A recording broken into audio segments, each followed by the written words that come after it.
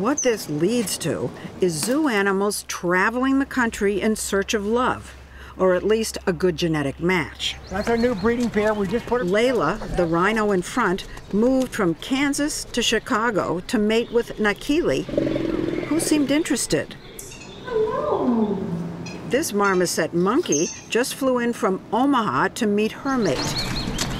And on the morning we visited, one of these warthogs was loaded into this crate for the 9-hour drive to his new home and prospective love interest waiting in Maryland. Oh, they're eating. Awesome. Imagine transporting a polar bear. That's Nuka. Detroit Zoo Executive Director and CEO Ron Kagan can. So where did the male come from? He was born in Denver, then went to Pittsburgh, and then came here. Did he go to Pittsburgh to mate as well? Yes. Oh my goodness, he's the traveling Well, swordsman. that's what we do.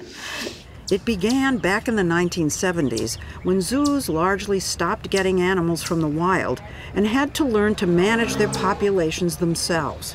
They came to realize that one major risk in a closed system, says geneticist Bob Lacey at the Chicago Zoological Society, is inbreeding. The simple thing to do if we were breeding animals would be, for example, to have 100 giraffes in zoos and just let them breed on their own. The problem with that is if we did that, probably 5 or 10 of the males would be good breeders, and they would exclude the other males from breeding.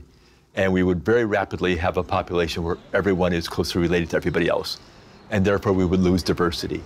Lose diversity, meaning genetic diversity, since all the other giraffes' genes would be lost. Click on one of those animals. So Lacey and a few colleagues developed software, now used worldwide, to assess animals' lineages and calculate ideal couplings to make sure all genetic lines remain in the mix. Can I call you the father of computerized animal dating?